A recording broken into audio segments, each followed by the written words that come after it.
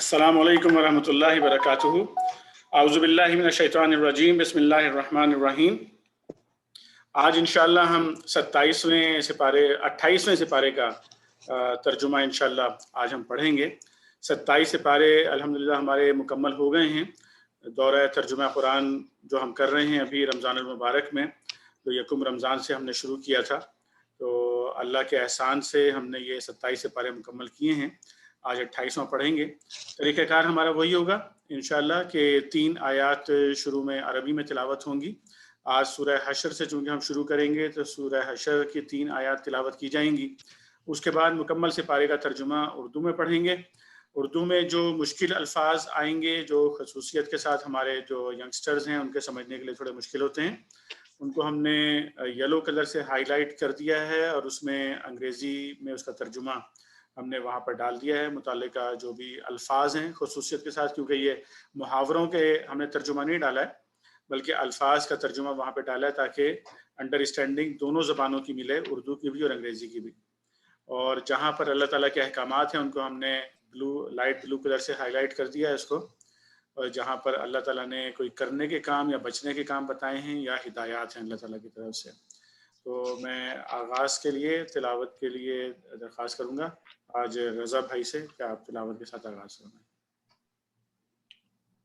अऊज़ु बिल्लाहि मिनश शैतानिर रजीम, बिस्मिल्लाहिर रहमानिर रहीम। सब्बह लिल्लाहि मा फिस समावाति व मा फिल अर्द व हुवल अज़ीज़ुल हकीम। हुवल्लज़ी अख़रजल लज़ीना कफ़रू मिन अहलिल किताबि मिन दियारिहिम लिअव्वलिल हश्र मा ज़ननतुम अन यख़रुजू वज़न्नू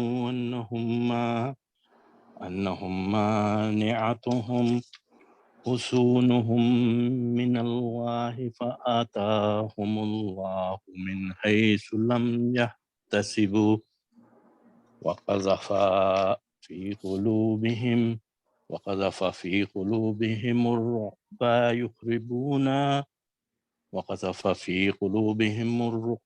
युख़रिबून बुयूतहुम बिअयदीहिम व अयदिल मुअमिनीन फ़अतबिर।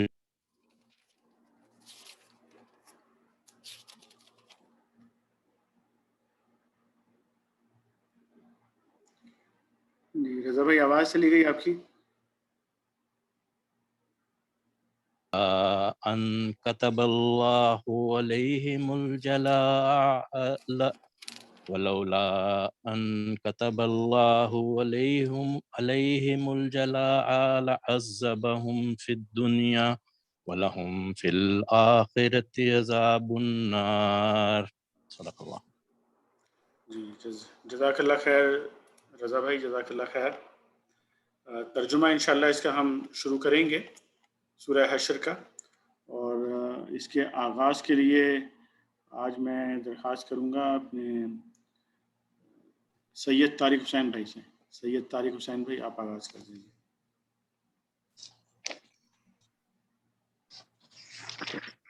अस्सलाम वालेकुम। वालेकुम अस्सलाम रहमतुल्लाहि व बरकातहू। बिस्मिल्लाहिर्रहमानिर्रहीम। सूरह हशर मदनी। अल्लाह के नाम से जो बेइंतहा मेहरबान और रहम फरमाने वाला है। अल्लाह ही की तस्बीह की है हर उस चीज़ ने जो आसमानों और ज़मीन में है, और वही गालिब मीन्स मोस्ट माइटी, और हकीम है, हकीम मीन्स मोस्ट वाइज। वही है जिसने अहले किताब काफिरों को पहले ही हल्ले में उनके घरों से, अहले किताब बनो नज़ीर। जी जी, यहाँ पर जो यहूदियों का कबीला था बनु नज़ीर, उसका तस्करा हो रहा है जी। हल्ले मीन्स असॉल्ट, सडन अटैक। जी, अहले किताब काफिरों को पहले ही हल्ले में उनके घरों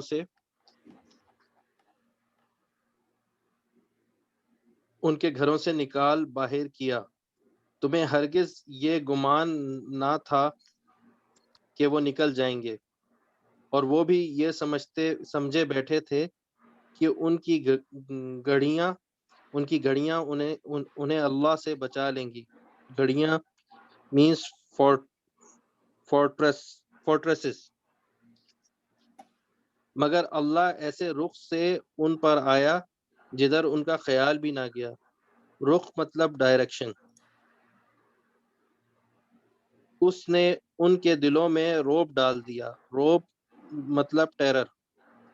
نتیجہ یہ ہوا کہ وہ خود اپنے ہاتھوں سے بھی اپنے گھروں کو برباد کر رہے تھے اور مومنوں کے ہاتھوں بھی برباد کروا رہے تھے۔ پس عبرت حاصل کرو اے دیدہ بینا رکھنے والوں۔ دیدہ بینا مینس پرسپیکٹو آئیز۔ اگر اللہ نے ان کے حق میں جلا وطنی نہ لکھ دی ہوتی، جلا وطنی مینس بینشمنٹ، جلا وطنی نہ لکھ دی ہوتی تو دنیا ہی میں وہ انہیں عذاب دے ڈالتا، اور آخرت میں تو ان کے لیے دوزخ کا عذاب ہے ہی۔ یہ سب کچھ اس لیے ہوا کہ انہوں نے اللہ اور اس کے رسول کا مقابلہ کیا، اور جو بھی اللہ کا مقابلہ کرے اللہ اس کو سزا دینے میں بہت سخت ہے۔ تم لوگوں نے چند کھجوروں سیکنڈ ٹھہریے گا طارق بھائی، یہاں پہ یہ تذکرہ ہو رہا ہے جو قبیلہ تھا یہودیوں کا جو کہ بہت زیادہ شرارتوں پر آمادہ ہو گیا تھا، بنو نذیر کے نام سے جو تھا قبیلہ، وہاں پر ان کا تذکرہ ابھی ہو رہا ہے ان آیات میں، اور اس میں ان کا بھی تذکرہ آیا ہے کہ جو اس سے پہلے جن کو نکالا گیا تھا، بنو قینقاع کو یہاں نکالا گیا تھا غالباً سن 3 ہجری میں، اگر میں غلطی نہیں کر رہا ہوں اس وقت، اور اس کے علاوہ جو قریش کو بھی شکست ہوئی تھی اس کا، یہ بڑے مضبوط لوگ تھے اور ان کے پاس سینکڑوں کے حساب سے ان کے پاس جو ہے وہ جنگی نوجوان بھی موجود تھے، اور بہترین فورٹریس ان کے تھے، اچھے قلعے بنے ہوئے تھے، جنگی سامان بے تحاشا تھا ان کے پاس، لیکن پھر ان کو زبردست قسم کی شکست ہوئی، اور اللہ تعالیٰ نے جو یہاں پر بتایا کہ وہ تصور بھی نہیں کر سکتے تھے کہ کس طرف سے اللہ تعالیٰ کا اٹیک ان پر ہوگا۔ اللہ نے اٹیک ان کے اندر سے کیا، یعنی ان کے دلوں کے اندر اللہ تعالیٰ نے مسلمانوں کا ایسا روب بٹھا دیا کہ وہ خود ہی جو ہے اپنے ہاتھوں انہوں نے قلعوں کی دیواریں بھی توڑیں، اور پھر اس کے بعد وہ چھوڑ کر بھی گئے اس پورے کے پورے علاقے کو۔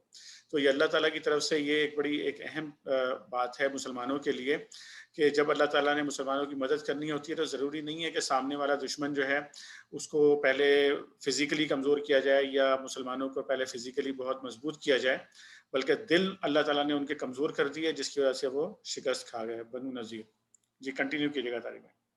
جی، تم لوگوں نے کھجوروں کے جو درخت کاٹے یا جن کو اپنی جڑوں پر کھڑا رہنے دیا، یہ سب اللہ ہی کے اذن سے تھا۔ اذن مینس پرمیشن، اور اللہ نے یہ اذن اس لیے دیا تاکہ فاسقوں کو ذلیل و خوار کرے۔ اور جو مال اللہ نے ان کے قبضے سے نکال کر اپنے رسول صلی اللہ علیہ وسلم کی طرف پلٹا دیے، وہ ایسے مال نہیں ہیں جن پر تم نے اپنے گھوڑے اور اونٹ دوڑائے ہوں، بلکہ اللہ اپنے رسولوں کو جس پر چاہتا ہے تسلط مینس اتھارٹی،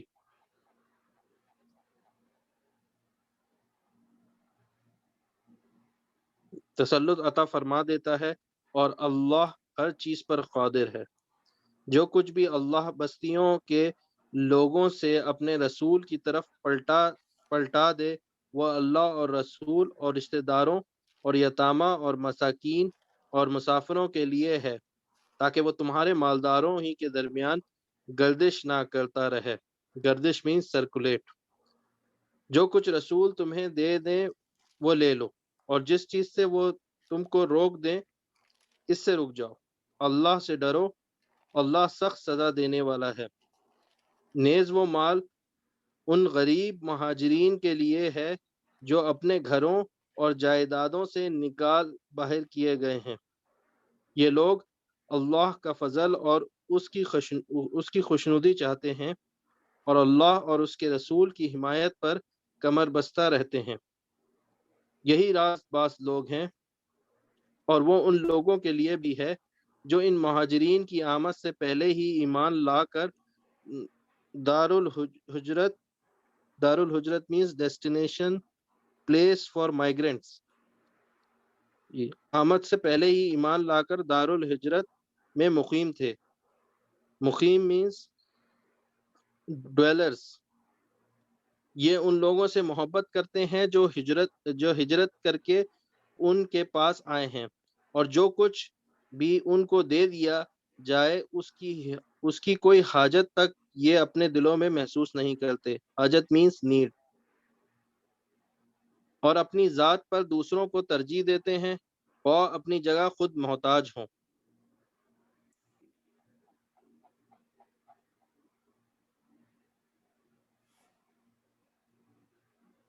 حقیقت یہ ہے کہ جو لوگ اپنے دل کی تنگی means greed سے بچا لیے گئے وہی فلاح پانے والے ہیں، اور وہ ان لوگوں کے لیے بھی ہے جو ان اگلوں means past people، جو ان اگلوں کے بعد آئے ہیں، future generations، جو کہتے ہیں کہ اے ہمارے رب ہمیں اور ہمارے ان سب بھائیوں کو بخش دے جو ہم سے پہلے ایمان لائے ہیں، اور ہمارے دلوں میں اہل ایمان کے لیے کوئی بغض نہ رکھ. بغض means grudge.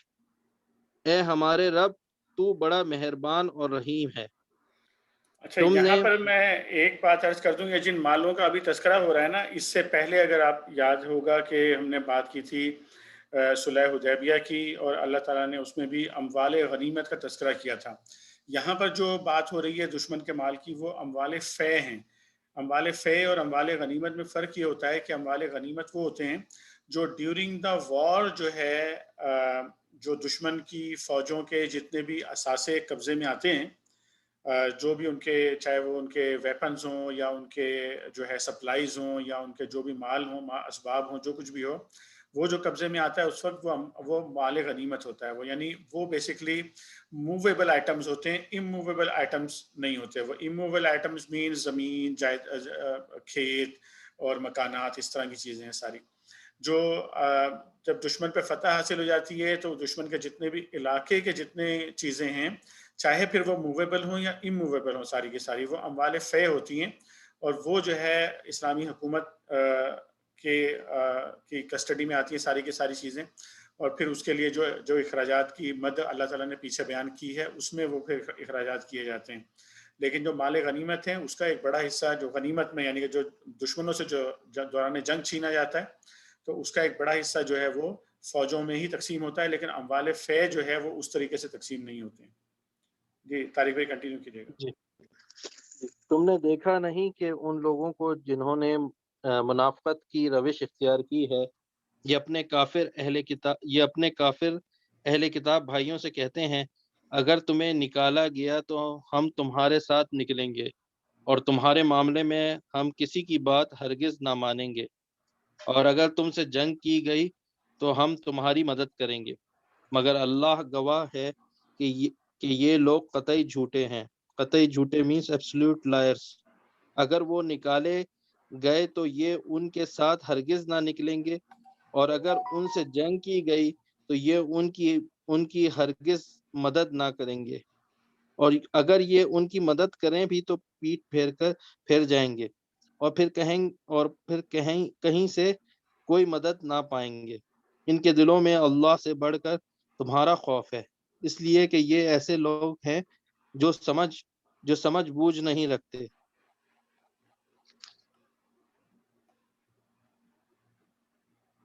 یہ کبھی اکٹھے ہو کر کھلے میدان میں تمہارا مقابلہ نہ کریں گے. لڑیں گے بھی تو قلعہ بند means fortified townships، بستیوں میں بیٹھ کر یا دیواروں کے پیچھے چھپ کر. یہ آپس کی مخالفت میں بڑے سخت ہیں. تم انہیں اکٹھا سمجھتے ہو مگر ان کے دل ایک دوسرے سے پھٹے ہوئے ہیں. ان کا یہ حال اس لیے ہے کہ یہ بے عقل لوگ ہیں. یہ انہی لوگوں کے مانند ہیں. انہی لوگوں means قریش اینڈ بنو قنیقہ. بنو قینوقہ جی. یہ یہودیوں کا قبیلہ تھا جس کو نکالا گیا تھا. جی جو ان سے تھوڑی ہی مدت پہلے اپنے کیے کا مزہ چک چکے ہیں اور ان کے لیے دردناک عذاب ہے۔ ان کی مثال شیطان کی سی ہے کہ پہلے وہ انسان سے کہتا ہے کہ کفر کر، اور جب انسان کفر کر بیٹھتا ہے تو وہ کہتا ہے کہ میں تجھ سے بری الذمہ ہوں، آئی ایم بری الذمہ مطلب I am quit of you, مجھے تو اللہ رب العالمین سے ڈر لگتا ہے۔ پھر دونوں کا انجام یہ ہونا ہے کہ ہمیشہ کے لیے جہنم میں جائیں، اور ظالموں کی یہی جزا ہے۔ اے لوگوں جو ایمان لائے ہو، اللہ سے ڈرو، اور ہر شخص یہ دیکھے کہ اس نے کل کے لیے کیا سامان کیا ہے۔ اللہ سے ڈرتے رہو، اللہ یقیناً تمہارے ان سب اعمال سے باخبر ہے جو تم کرتے ہو۔ ان لوگوں کی طرح نہ ہو جاؤ جو اللہ کو بھول گئے تو اللہ نے انہیں خود اپنا نفس بھلا دیا۔ اپنا نفس مینس obvious of themselves، اور یہی لوگ فاسق ہیں۔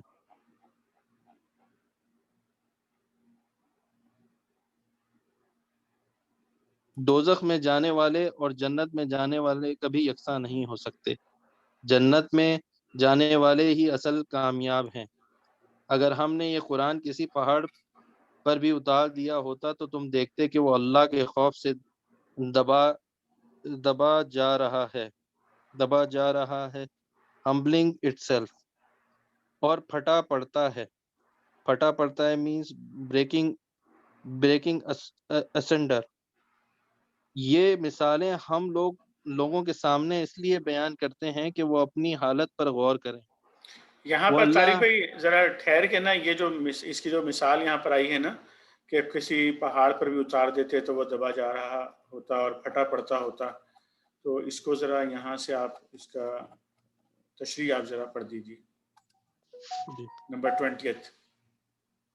جی، اس تمثیل کا مطلب یہ ہے کہ قرآن جس طرح خدا کی کبریائی اور اس کے حضور بندے کی ذمہ داری اور جواب دہی کو صاف صاف بیان کر رہا ہے، اس کا فہم اگر پہاڑ جیسی عظیم مخلوق کو بھی نصیب ہوتا اور اسے معلوم ہو جاتا کہ اس کو کس رب قدیر کے سامنے اپنے اعمال کی جواب دہی کرنی ہے تو وہ بھی خوف سے کانپ اٹھتا۔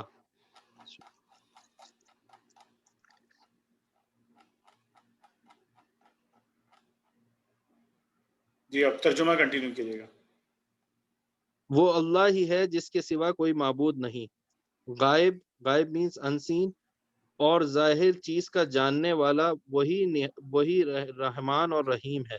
وہ اللہ ہی ہے جس کے سوا کوئی معبود نہیں، وہ بادشاہ ہے نہایت مقدس، سراسر سلامتی، امن دینے والا، نگہبان، سب پر غالب، اپنا حکم بزور نافذ کرنے والا، اور بڑا ہی ہو کر رہنے والا۔ پاک ہے اللہ اس شرک سے جو لوگ کر رہے ہیں۔ وہ اللہ ہی ہے جو تخلیق کا منصوبہ بنانے والا اور اس کو نافذ کرنے والا اور اس کے مطابق صورت گری کرنے والا۔ صورت گری مینس فیشنر۔ اس کے لیے بہترین نام ہے ہر چیز جو آسمان اور زمین میں ہے، اس کی تسبیح کر رہی ہے، اور وہ زبردست اور حکیم ہے۔ جزاک اللہ خیر سید طارق بھائی، جزاک اللہ خیر جی۔ اس کے بعد سورہ ممتحنہ شروع ہوگی، اور اس کے لیے میں طارق سعید بھائی سے درخواست کروں گا پڑھنے کے لیے۔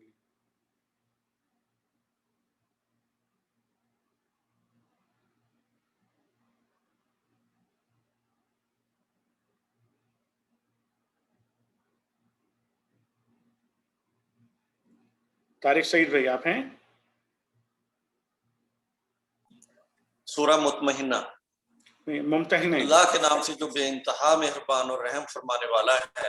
اے لوگو جو ایمان لائے ہو، اگر تم میری راہ میں جہاد کرنے کے لیے اور میری رضا جوئی کی خاطر وطن چھوڑ کر گھروں سے نکلے ہو تو میرے اور اپنے گڈ پلیئر رضا جوئی۔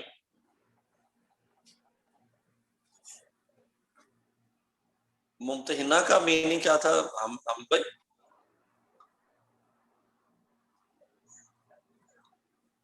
دشمنوں کو دوست نہ بناؤ، تم ان کے ساتھ دوستی کی طرح ڈالتے ہو۔ لے دا فاؤنڈیشن حالانکہ جو حق تمہارے پاس آیا ہے اس کو ماننے سے وہ انکار کر چکے ہیں، اور ان کی روش یہ ہے کہ رسول صلی اللہ علیہ وسلم کو اور خود تم کو صرف اس قصور پر جلاوطن کرتے ہیں کہ تم اپنے رب اللہ پر ایمان لائے ہو، تم چھپا کر ان کو دوستانہ پیغام بھیجتے ہو۔ سلیکٹ لیٹر آف سیکرٹ حضرت لیٹر۔ حاتم۔ جی میں اس کا تھوڑا سا آپ کو بیک گراؤنڈ یہاں پہ دے دوں کہ ابھی جو باتیں ہو رہی ہیں یہ بنیادی طور پر جب اللہ کے نبی صلی اللہ علیہ وسلم نے فیصلہ کر لیا تھا مکہ کو قبضہ کرنے کا اور مکہ پر جو ہے فتح کے لیے حملہ کرنے کا، تو اس کو مکمل طور پر نبی کریم صلی اللہ علیہ وسلم نے سیکریٹ رکھا تھا اس بات کو، اور کہیں پر بھی بلکہ جن لوگوں کو جمع کیا گیا تھا، قبائل کو بھی اور جتنے بھی لوگوں کو، تو کسی کو بھی نہیں بتایا گیا تھا کہ ڈیسٹینیشن ہے کیا، جانا کہاں پر ہے۔ لیکن ظاہر ہے کہ جو چند لوگ تھے جو قریبی جو ایکٹیویٹیز میں انوالو تھے، ان کو اندازہ تو ان کو ہو گیا تھا کہ مکہ مکرمہ جانے کا پروگرام ہے، حالانکہ اللہ کے نبی صلی اللہ علیہ وسلم نے یہ جو ہے اناؤنس نہیں کیا تھا اس بات کو۔ تو ان میں سے ایک بڑے اچھے صحابی تھے حضرت حاتم بن ابی بلتہ ان کا نام تھا، اور ان کے جو ہے اہل و عیال جو تھے، ان کے کچھ فیملی کے لوگ جو ہے وہاں مکہ مکرمہ میں موجود تھے۔ تو ظاہر ہے کہ ایک عام آدمی کی طرح ان کے دل کے اندر ایک خیال پیدا ہوا کہ اگر ہم لوگ گئے وہاں پہ حملہ کرنے کے لیے اور میں اس لشکر میں شامل ہوں تو ایسا نہ ہو کہ میری فیملی کے ساتھ جو ہے نا وہ وہاں پر پھر ان کے ساتھ کوئی برا سلوک ہو یا ان کو مار دیا جائے ان لوگوں کو۔ تو انہوں نے اپنی طرف سے ایک سیکریٹ لیٹر جو تھا وہ مشرکین مکہ کی طرف بھیج دیا ان کو وہاں پر انفارم کرنے کے لیے۔ تو وہ سیکریٹ لیٹر جو ہے اللہ تعالیٰ نے پھر فرشتے کے ذریعے سے نبی کریم صلی اللہ علیہ وسلم کو انفارم کر دیا اس کے بارے میں، وہ پکڑا گیا لیٹر۔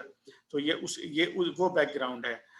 تو اس میں ایسا نہیں تھا کہ وہ کوئی خدا نخواستہ کوئی منافق تھے یا کوئی مسلمانوں کو نقصان پہنچانا ان کا، بلکہ ایک عام آدمی کی طرح ان کے دل میں ایک خیال پیدا ہوا تھا، اور اس کے اوپر پھر یہ اللہ تعالیٰ کی طرف سے بھی بات آئی اور اللہ کے نبی صلی اللہ علیہ وسلم کی طرف سے بھی۔ لیکن ان کا جو صحابی کی حیثیت سے ان کا جو درجہ تھا اس میں کوئی فرق جو ہے وہ اس سے نہیں پڑتا ہے ان چیزوں سے۔ تو اس بیک گراؤنڈ کے ساتھ سن لیجیے آیات کو۔ دشمنوں کو دوست نہ بناؤ، تم ان کے ساتھ دوستی کی طرح ڈالتے ہو، حالانکہ جو حق تمہارے پاس آیا ہے اس کو ماننے سے وہ انکار کر چکے ہیں، اور ان کی روش یہ ہے کہ رسول صلی اللہ علیہ وسلم اور خود تم کو صرف اس قصور پر جلاوطن کرتے ہیں کہ تم اپنے رب اللہ پر ایمان لائے ہو، تم چھپا کر ان کو دوستانہ پیغام بھیجتے ہو، حالانکہ جو کچھ تم چھپا کر کیا کرتے ہو اور جو علانیہ کرتے ہو ہر چیز کو میں خوب جانتا ہوں۔ ان کو دوستانہ پیغام بھیجتے ہو، اس کی ٹرانسلیشن کیا تھی حامد بھائی؟ ہاں جی، وہ میں نے بتا دیا کہ وہ جو حاتم بن ابی بلتہ نے جو لیٹر بھیجا تھا نا اس کی وہ ٹھیک ہے۔ جو شخص بھی تم میں سے ایسا کرے وہ یقیناً راہ راست سے بھٹک گیا۔ ان کا رویہ تو یہ ہے، رویہ ایٹیچیوڈ، کہ اگر تم پر قابو پا جائیں تو تمہارے ساتھ دشمنی کریں، اگر ہاتھ اور زبان سے تمہیں آزار دیں، آزار ہرٹ کریں، وہ تو یہ چاہتے ہیں کہ تم کسی طرح کافر ہو جاؤ۔ قیامت کے دن نہ تمہاری رشتہ داریاں کسی کام آئیں گی نہ تمہاری اولاد، اس روز اللہ تمہارے درمیان جدائی ڈال دے گا اور وہی تمہارے اعمال کا دیکھنے والا ہے۔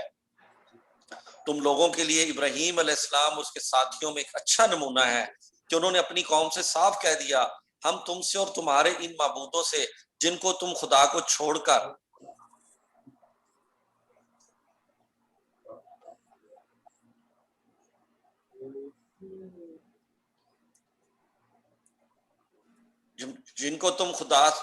کر پوجتے ہو قطعی بیزار ہیں، ڈسوسیٹ، اور ہم نے تم سے کفر کیا اور ہمارے اور تمہارے درمیان ہمیشہ کے لیے عداوت ہوگی، اینمٹی، اور بیر پڑ گیا۔ یہ بھی دشمنی ہے، اینمٹی، ہیٹرز، جب تک تم اللہ واحد پر ایمان نہ لاؤ۔ مگر ابراہیم علیہ السلام کا اپنے باپ سے یہ کہنا اس سے مستثنا ہے، ایکسیپشن، کہ میں آپ کے لیے مغفرت کی درخواست ضرور کروں گا اور اللہ سے آپ کے لیے کچھ حاصل کر لینا میرے بس میں نہیں ہے۔ اور ابراہیم علیہ السلام اور اصحاب ابراہیم علیہ السلام کی دعا یہ تھی کہ اے ہمارے رب، تیرے ہی اوپر ہم نے بھروسہ کیا اور تیری ہی طرف ہم نے رجوع کر لیا اور تیرے ہی حضور ہمیں پلٹنا ہے۔ اے ہمارے رب ہمیں کافروں کے لیے فتنہ نہ بنا دے، اور اے ہمارے رب ہمارے قصوروں سے درگزر فرما، بے شک تو ہی زبردست اور دانا ہے۔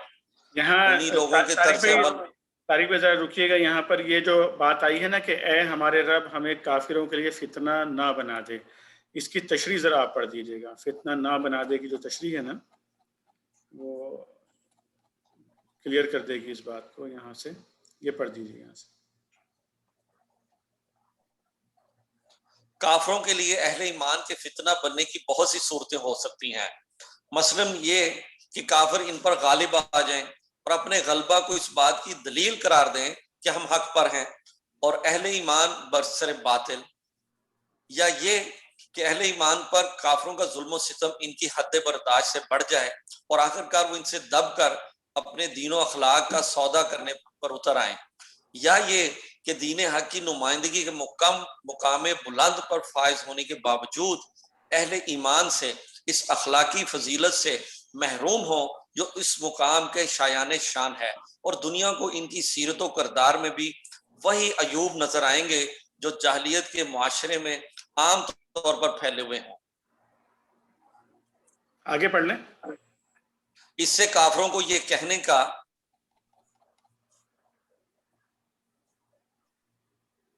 موقع ملے گا کہ اس دین میں آخر وہ کیا خوبی ہے جو ہمارے کفر پر شرف عطا کرتی ہے۔ جی، تو یہ کلیئر ہو گیا کہ فتنہ کس طریقے سے، تین جو چیزیں ہیں جس سے فتنہ بن سکتے ہیں، اور اس میں میجر یہی ہے کہ مسلمانوں کی کمزوریوں کی وجہ سے کافروں کو یہ جو ہے وہ موقع نہ ملے کہ وہ یہ کہیں کہ دیکھو یہ دین ہے جس کی طرف یہ لوگ بلا رہے ہیں۔ جی طارق بھائی ترجمہ کنٹینیو کیجیے گا۔ انہی لوگوں کے طرز عمل میں تمہارے لیے اور ہر اس شخص کے لیے اچھا نمونہ ہے جو اللہ اور روز آخر کا امیدوار ہو۔ اس سے کوئی منحرف ہو تو اللہ بے نیاز اور اپنی ذات میں آپ محمود ہے۔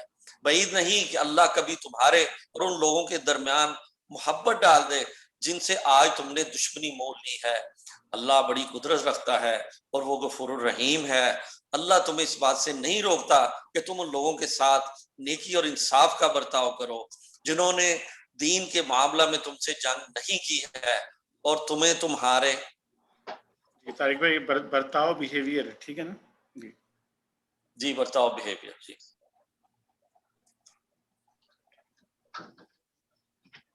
تمہیں تمہارے گھروں سے نہیں نکالا ہے۔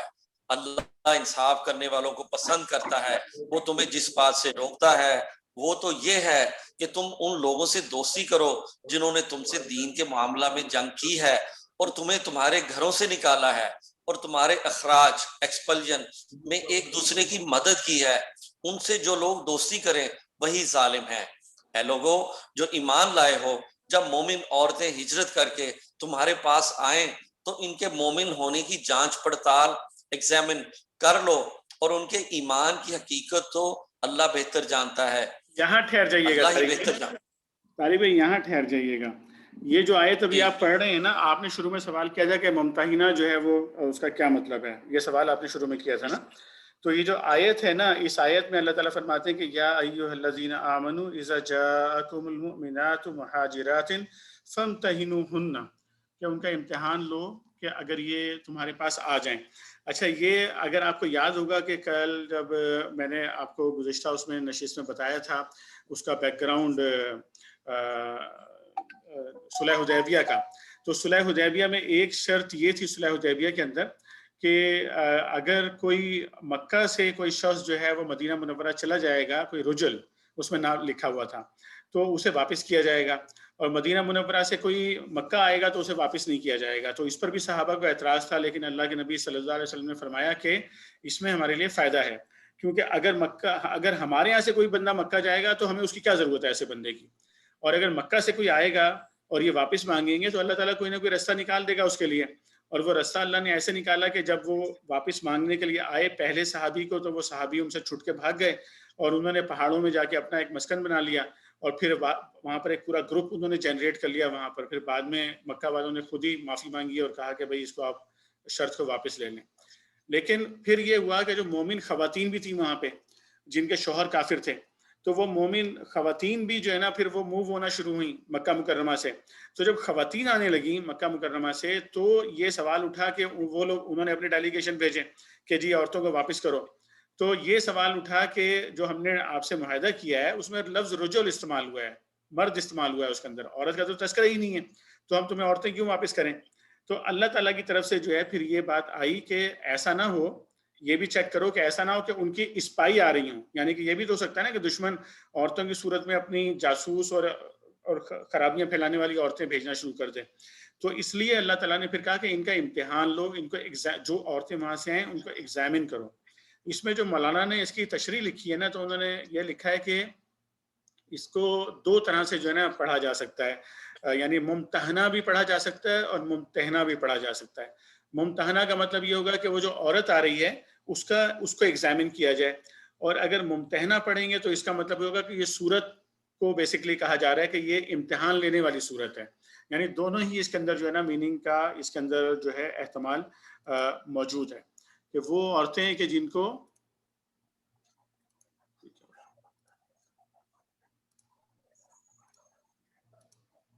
جی وہ عورتیں کہ جن کو ایگزامن کیا جا رہا ہے. طالب علم کلیئر ہو گئی بات؟ جی بہت اچھی طرح. جی ٹھیک ہے, آپ پھر اے لوگوں جو ایمان لائے ہو, جب مومن عورتیں ہجرت کر کے تمہارے پاس آئیں تو ان کے مومن ہونے کی جانچ پڑتال کر لو, ایگزامن کر لو, اور ان کے ایمان کی حقیقت تو اللہ ہی بہتر جانتا ہے. پھر جب تمہیں معلوم ہو جائے کہ وہ مومن ہیں تو انہیں کفار کی طرف واپس نہ کرو, نہ وہ کفار کے لیے حلال ہے اور نہ کفار ان کے لیے حلال. ان کے کافر شوہروں نے جو مہر ان کو دیے تھے وہ انہیں پھیر دو, اور ان سے نکاح کر لینے میں تم پر کوئی گناہ نہیں جبکہ تم ان کے مہر ان کو ادا کر دو. اور تم خود بھی کافر عورتوں کو اپنے نکاح میں نہ روکے رہو, جو مہر ان کو دیے تھے وہ انہیں پھیر دو, اور ان سے نکاح کر لینے میں تم پر کوئی گناہ نہیں جبکہ تم ان کے مہر ان کو ادا کر دو. اور تم خود بھی کافر عورتوں کو اپنے نکاح میں نہ روکے رہو, جو مہر تم نے اپنی کافر بیویوں کو دیے تھے وہ تم واپس مانگ لو, اور جو مہر کافروں نے اپنی مسلمان بیویوں کو دیے تھے انہیں وہ واپس مانگ لیں. یہ اللہ کا حکم ہے, وہ تو تمہارے درمیان فیصلہ کرتا ہے اور وہ علیم و حکیم ہے.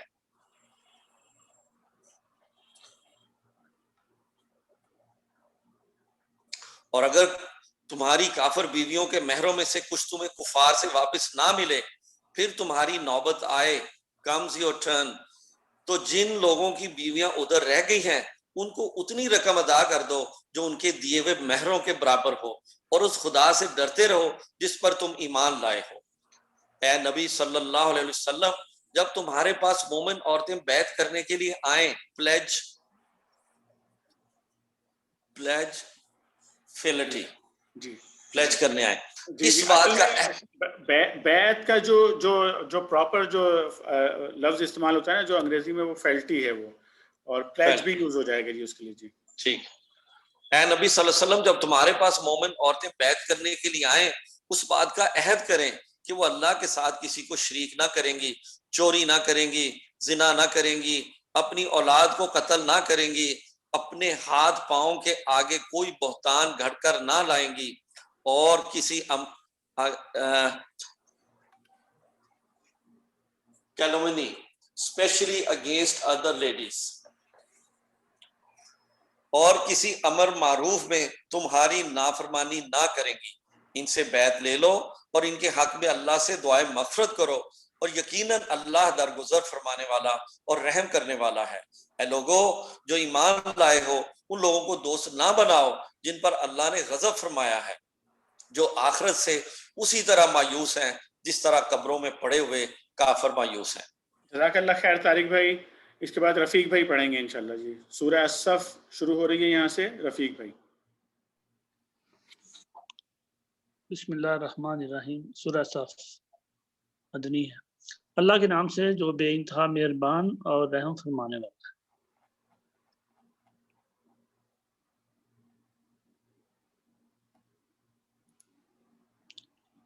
اللہ کی تسبیح ہے جو اس چیز نے جو آسمانوں اور زمین میں ہے, اور وہ غالب اور حکیم ہے. اے لوگوں جو ایمان لائے ہو، تم کیوں وہ بات کہتے ہو جو کرتے نہیں ہو؟ اللہ کے نزدیک یہ سخت ناپسندیدہ حرکت ہے کہ تم کہو وہ بات جو کرتے نہیں۔ اللہ کا تو پسند وہ لوگ ہیں جو اس کی راہ میں اس طرح سب بستہ ہو کر لڑتے ہیں گویا کہ وہ ایک سیسا پلائی ہوئی دیوار، سب صف بستہ، اسٹینڈنگ شولڈر ٹو شولڈر، سیسا پلائی، solid wall cemented with molten lead۔ اور یاد کرو موسیٰ علیہ السلام کی وہ بات جو اس نے اپنی قوم سے کہی تھی کہ اے میری قوم کے لوگوں، تم کیوں مجھے اذیت دیتے ہو حالانکہ تم خوب جانتے ہو کہ میں تمہاری طرف اللہ کا بھیجا ہوا رسول ہوں۔ پھر جب انہوں نے ٹیڑھ اختیار کی، ڈیویٹڈ اختیار کی، تو اللہ نے بھی ان کے دل ٹیڑھے کر دیے، ڈیوینٹ دا ہارٹ۔ اللہ فاسقوں کو ہدایت نہیں دیتا۔ اور یاد کرو عیسیٰ علیہ السلام، عیسیٰ ابن مریم علیہ السلام کی وہ بات جو اس نے کہی تھی کہ اے بنی اسرائیل، میں تمہاری طرف اللہ کا بھیجا ہوا رسول، تصدیق کرنے والا ہوں اس تورات کی جو مجھ سے پہلے آئی ہوئی موجود ہے، اور بشارت دینے والا ہوں ایک رسول کی جو میرے بعد آئے گا، جس کا نام احمد صلی اللہ علیہ وسلم ہوگا۔ مگر جب وہ ان کے پاس کھلی نشانیاں لے کر آیا تو انہوں نے کہا یہ تو صریح دھوکہ ہے، شیر ٹرکری، صریح دھوکہ۔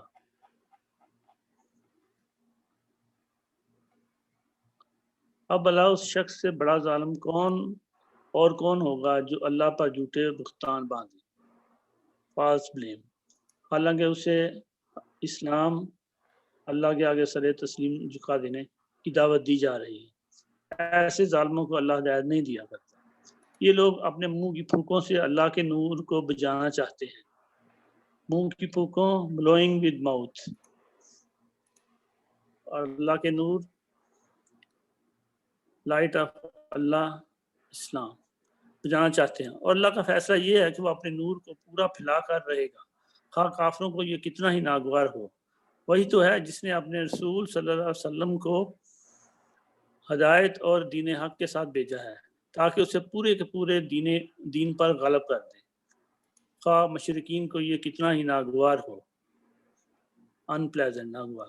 اے لوگوں جو ایمان لائے ہو، ٹھیک بھائی، میں چند بتاؤں سیکنڈ یہاں پہ ٹھہریے گا۔ یہ بڑی ایک جو ہے نا ایک اہم نقطہ ہے ہمارے سمجھنے کے لیے یہاں پر کہ اللہ تعالیٰ نے انبیاء کو جو مبعوث کیا زمین کے اوپر، یہاں اللہ تعالیٰ نے اس کی وجہ بڑی بہت ہی اسپیسیفائی کر کے اللہ تعالیٰ نے یہاں پر بیان فرما دی کہ انبیاء کو بھیجنے کی جو وجہ ہے دنیا میں وہ یہ کہ جو اللہ کا دین ہے اسے غالب کر دیا جائے۔ اللہ کے دین کو غالب کرنے کا مطلب یہ ہوتا ہے کہ ابھی جتنے بھی احکامات ہم پڑھتے آ رہے ہیں قرآن کے اندر، اور اللہ کے نبی صلی اللہ علیہ وسلم نے جو اس کی تشریح کی ہے اپنی احادیث اور اپنی سیرت کے ذریعے سے، تو اس کے مطابق انسانی زندگی تعمیر ہو جائے، یعنی انسان کی انفرادی زندگی میں بھی انسان ان کاموں کو اختیار کر لے جو اللہ نے کرنے کے لیے کہے ہیں، اور ان چیزوں سے بچنا شروع ہو جائے جن سے اللہ تعالیٰ نے روکا ہے۔ اور جو اجتماعی زندگی ہے سوسائٹی میں بھی اور گورنمنٹ میں بھی، ہر اجتماعی زندگی کے اندر بھی انسان ان ساری چیزوں کو اختیار کرے جن کے کرنے کا اللہ نے حکم دیا ہے، اور ان ساری چیزوں کو چھوڑ دے اور ان سے بچے، یعنی اپنا سسٹم ایسا ڈیولپ کرے کہ جس میں برائی بدی کرنا مشکل ہو جائے، نیکی کرنا آسان ہو جائے۔ یہ وہ کام ہے جس کے لیے اللہ تعالیٰ نے انبیاء کو بھیجا کہ دنیا میں کوئی بھی ازم ہو، کوئی بھی دنیا کا نظریہ ہو، اس کو ختم کر کے اللہ کا جو نظریہ ہے، اللہ کا جو حکم ہے، اس کے مطابق دنیا کو تعمیر کیا جائے۔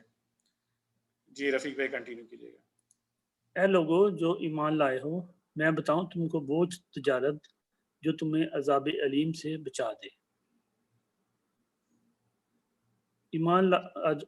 عذاب علیم، گریویس چیسٹسمنٹ، عذاب علیم سے بچا دے۔ ایمان لاؤ اللہ اور اس کے رسول صلی اللہ علیہ وسلم پر، اور جہاد کرو۔ جہاد mean maximum effort with wealth and life. جہاد کرو اللہ کی راہ میں اپنے مالوں سے اور اپنی جانوں سے، یہی تمہارے لیے بہتر ہے اگر تم جانو۔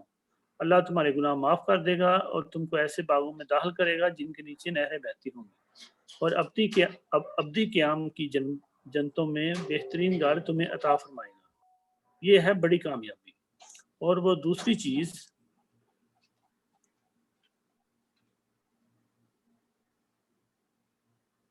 جو اور وہ دوسری چیز جو تم چاہتے ہو وہ بھی تمہیں دے گا، اللہ کی طرف سے نصرت، ہیلپ اور قریب ہی میں حاصل ہو جانے والی فتح۔ اے نبی صلی اللہ علیہ وسلم، اہل ایمان کو اس کی بشارت دے دو۔ اے لوگو جو ایمان لائے ہو، اللہ کے مددگار بنو، جس طرح عیسیٰ ابن مریم علیہ السلام نے حواریوں کو خطاب کر کے کہا تھا، حواریوں کمپینین، کون ہے اللہ کی طرف بلانے میں میرا مددگار؟ اور حواریوں نے جواب دیا تھا، ہم ہیں اللہ کے مددگار۔ اس وقت بنی اسرائیل کا ایک گروہ ایمان لایا اور دوسرے گروہ نے انکار کیا، پھر ہم نے ایمان لانے والوں کی ان کی دشمنوں کے مقابلے میں تائید کی اور وہی غلب ہو کر رہے۔ جزاک اللہ خیر رفیق بھائی، جزاک اللہ خیر۔ اس کے بعد ڈاکٹر سہیل اعظم بھائی سورہ جمعہ پڑھیں گے انشاءاللہ۔ جی، بسم اللہ الرحمن الرحیم۔ اللہ کی تسبیح کر رہی ہے ہر وہ چیز جو آسمانوں میں ہے اور ہر وہ چیز جو زمین میں ہے۔ بادشاہ ہے نہایت مقدس، زبردست اور حکیم۔ مقدس کہیں گے ہولی کو۔ وہی ہے جس نے امیوں کے اندر ایک رسول صلی اللہ علیہ وسلم خود انہی میں سے اٹھایا۔ امیوں کہیں گے الٹریٹ میں، جو انہیں اس کی آیات سناتا ہے، ان کی زندگی سنوارتا ہے۔ زندگی سنوارنے کو کہیں گے پیوریفائی دیئر لائف، اور ان کو کتاب اور حکمت کی تعلیم دیتا ہے۔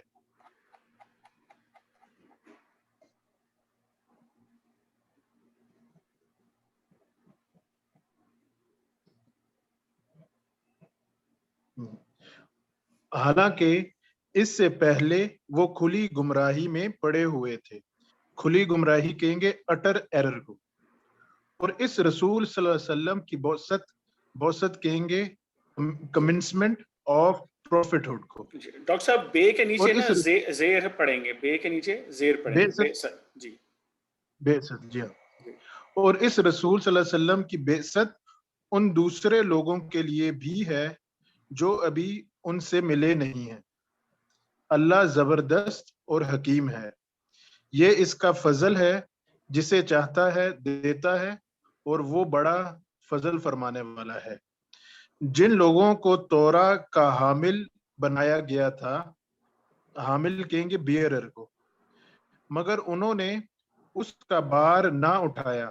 بار نہ اٹھایا کا مطلب failed to live up to it۔ ان کی مثال اس گدھے کی سی ہے جس پر کتابیں لدی ہوئی ہیں۔ اس سے بھی زیادہ بری مثال ہے ان لوگوں کی جنہوں نے اللہ کی آیات کو جھٹلا دیا ہے۔ ایسے ظالموں کو اللہ ہدایت نہیں دیتا۔ ان سے کہو، اے لوگو جو یہودی بن گئے ہو، اگر تمہیں یہ گھمنڈ ہے، گھمنڈ کہیں گے ایروگنس کو، اگر تمہیں یہ گھمنڈ ہے کہ باقی سب لوگوں کو چھوڑ کر بس تم ہی اللہ کے چہیتے ہو، چہیتے کہیں گے فیورٹ کو، بس تم ہی اللہ کے چہیتے ہو، تو موت کی تمنا کرو اگر تم اپنے اس زعم میں سچے ہو۔ زعم کہیں گے کلیم کو۔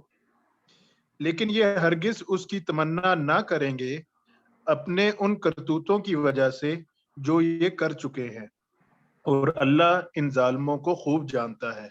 ان سے کہو، جس موت سے تم بھاگتے ہو وہ تمہیں آ کر رہے گی، پھر تم اس کے سامنے پیش کیے جاؤ گے، جو پوشیدہ اور ظاہر کا جاننے والا ہے۔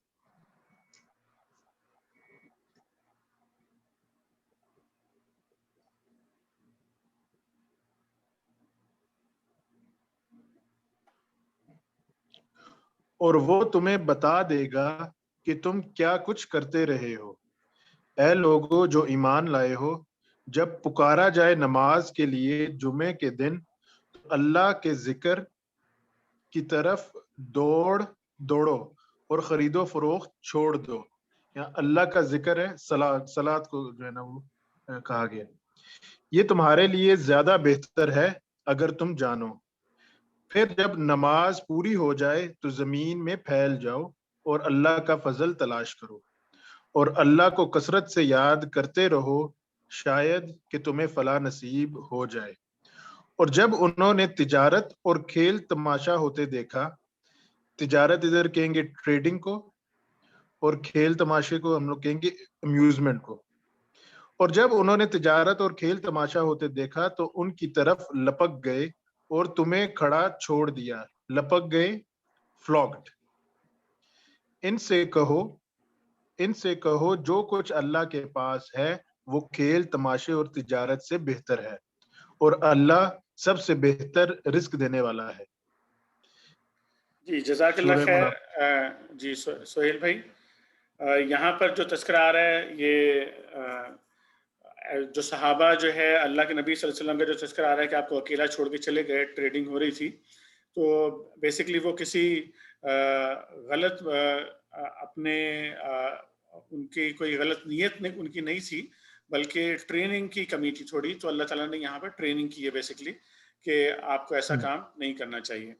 اس کے بعد آگے چلیں گے انشاءاللہ سورہ منافقون پڑھنے کے لیے میں درخواست کروں گا عرفان انجم بھائی سے۔ جی بسم اللہ الرحمن الرحیم۔ سورہ منافقون مدنی۔ اللہ کے نام سے جو بڑا مہربان اور رحم فرمانے والا ہے۔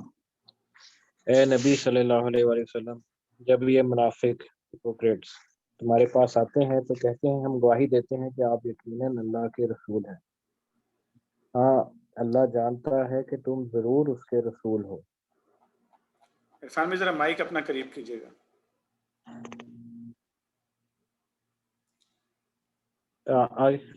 ہاں اللہ جانتا ہے کہ تم ضرور اس کے رسول ہو۔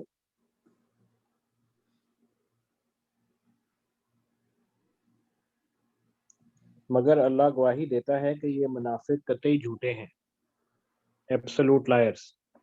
انہوں نے اپنی قسموں کو ڈھال بنا رکھا ہے، اور اس طرح یہ لوگ اللہ کے راستے سے ڈھال بنانا دے شیلٹر بیہائنڈ دیئر اوتھس، اور اس طرح یہ لوگ اللہ کے راستے سے خود رکتے اور دنیا کو روکتے ہیں۔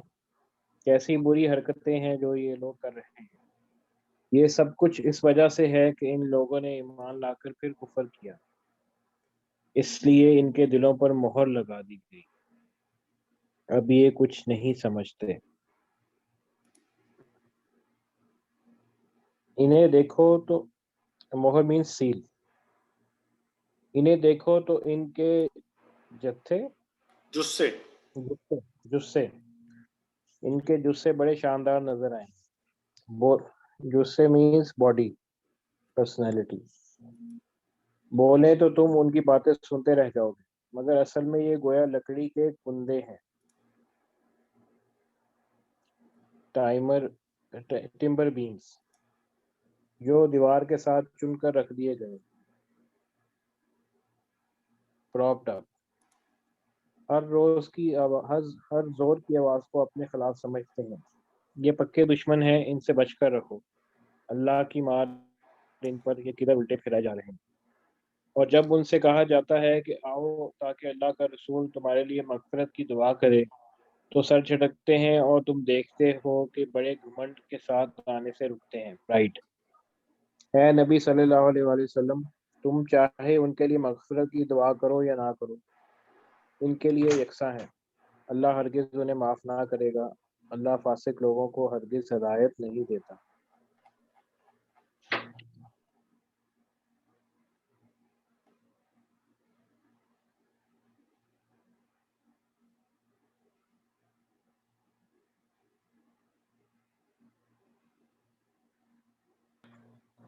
یہ وہی لوگ ہیں جو کہتے ہیں رسول کے ساتھیوں پر خرچ کرنا بند کر دو تاکہ یہ منتشر ہو جائیں، ڈسپرس۔ حالانکہ زمین اور آسمانوں کے خزانوں کا مالک اللہ ہے، مگر یہ منافق سمجھتے نہیں ہیں۔ یہ کہتے ہیں کہ ہم مدینہ واپس پہنچ جائیں تو جو عزت والا ہے وہ ذلیل کو وہاں سے نکال باہر کرے گا، حالانکہ عزت تو اللہ اور اس کے رسول صلی اللہ علیہ وسلم اور مومنین کے لیے ہے، مگر یہ منافق جانتے نہیں ہیں۔ اچھا یہاں چند سیکنڈ ٹھہریے گا ذرا، میں ان آیات کا بیک گراؤنڈ ذرا سا دے دوں آپ کو کہ یہ غزوہ بنی المصطلق سے واپسی کے دوران میں بنی المستلق کا جو علاقہ تھا یہ غالباً جو آج کل کا رابغ کا جو علاقہ ہے اس کے قریب کے علاقہ ہے یہ، اور وہاں پر فتح ہوئی تھی، اور فتح کے بعد واپس آتے ہوئے راستے میں ایک جگہ پہ رکے ہوئے تھے، تو وہاں پر غالباً آپ نے یہ واقعہ سنا ہوگا کہ وہاں پر انصار اور مہاجرین کے درمیان میں ایک جھگڑا جو ہے وہ وہاں ہوا تھا، اور جس پر اللہ کے نبی صلی اللہ علیہ وسلم نے سخت ناراضگی کا اظہار فرمایا تھا، اور یہ اسے جاہلیت قرار دیا تھا کہ لوگ جو ہے اپنے قبیلے کی بنیاد کے اوپر یا اپنی نسل کی بنیاد کے اوپر یا اپنی اگر آج کل کی زبان میں بات کریں، کیونکہ ان کی زبان تو عربی تھی، لیکن محض زبان کی بنیاد کے اوپر اگر لوگ جمع ہوں بغیر یہ دیکھے ہوئے کہ ان کے جو گروہ کا آدمی ہے اس نے صحیح کام کیا ہے یا غلط کام کیا ہے، وہ اس کا ساتھ دیں، یعنی تعصب کی بنیاد کے اوپر اگر لوگ جمع ہوں تو اس کو سخت ناپسندیدہ قرار دیا اللہ کے نبی صلی اللہ علیہ وسلم نے، اور فتنہ اور فساد جو ہے یہ چیز ہے مسلمانوں کے لیے، مسلمانوں کو توڑنے کے لیے۔ تو جب یہ کیفیت وہاں پر پیدا ہوئی تو عبداللہ بن ابی نے جو ہے یہ بات کہی تھی جو یہاں پر اللہ تعالیٰ نے بیان فرمائی ہے کہ جب ہم واپس پہنچ جائیں گے مدینہ تو جو عزت والا ہے وہ ذلیل کو باہر نکال دے گا، گویا اس نے اپنے آپ کو عزت والا قرار دیا تھا، اور اس کی وجہ یہ تھی کہ وہ اللہ کے نبی صلی اللہ علیہ وسلم کے مدینہ منورہ پہنچنے سے پہلے جو ہے اس کی ایک طرح سے سرداری وہاں پر تھی، اور تاریخ میں یہ بھی آتا ہے کہ اس کو بادشاہ بنانے کی تیاریاں جو ہے مکمل کی ہوئی تھیں، تو ایک گرج اس کے اندر بہرحال موجود تھی۔ تو جب اس نے یہ بات کہی تو ایک نوجوان صحابی تھے، اگر میں نام کی غلطی نہیں کر رہا ہوں، زید بن ارقم رضی اللہ تعالیٰ عنہ، وہ بالکل چھوٹے تھے، 9-10 سال کے اراؤنڈ جو ہے ایج ہوگی ان کی، تو انہوں نے سن لیا اور انہوں نے اللہ کے نبی صلی اللہ علیہ وسلم کو جا کے بتایا، تو نبی کریم صلی اللہ علیہ وسلم نے عبداللہ ابن ابی کو طلب کیا، تو وہ مکر گیا اس بات سے کہ میں نے تو ایسا نہیں کہا، اور یہ بچہ جو ہے یہ غلط بول رہا ہے۔ تو لوگوں نے بھی یہی کہا کہ بھئی بچہ ہے، ہو سکتا ہے اس نے غلط بات سنی ہو، تو لیکن پھر اللہ تعالیٰ نے وحی کے ذریعے سے جو ہے ان کی تائید کی کہ نہیں، یہ جو نوجوان، یہ جو بچہ جو بات کر رہا ہے بالکل ٹھیک بات ہے یہ والی، اور اللہ تعالیٰ نے یہاں پہ بیان فرمایا۔ تو یہ جو بات کہی جا رہی ہے یہ عبداللہ ابن ابی اور اس کے گروہ کے بارے میں بات آئی ہے۔ جی کنٹینیو کیجیے عرفان بھائی۔ اے لوگو جو ایمان لائے ہو، تمہارے مال اور تمہاری اولادیں تم کو اللہ کی یاد سے غافل نہ کر دیں۔ غافل، نیگلیجنٹ۔ جو لوگ ایسا کریں وہی خسارے میں رہنے والے ہیں۔ جو رزق ہم نے تمہیں دیا ہے اس میں سے خرچ کرو، قبل اس کے کہ تم میں سے کسی کی موت کا وقت آ جائے، اور اس وقت وہ کہے اے میرے رب، کیوں نہ تو نے مجھے تھوڑی سی مہلت اور دے دی کہ میں صدقہ دیتا اور صالح لوگوں میں شامل ہو جاتا۔ مہلت مینس گریس پیریڈ۔ حالانکہ جب کسی کی مہلت عمل terms comes to an end، مہلت عمل پوری ہونے کا وقت آ جاتا ہے تو اللہ کسی شخص کو ہرگز مزید مہلت نہیں دیتا، اور جو کچھ تم کرتے ہو اللہ اس سے باخبر ہے۔ جزاک اللہ خیر عرفان انجو بھائی، جزاک اللہ خیر۔ اس کے بعد سورہ تغابن جو ہے وہ عالمگیر بھائی پڑھیں گے انشاءاللہ۔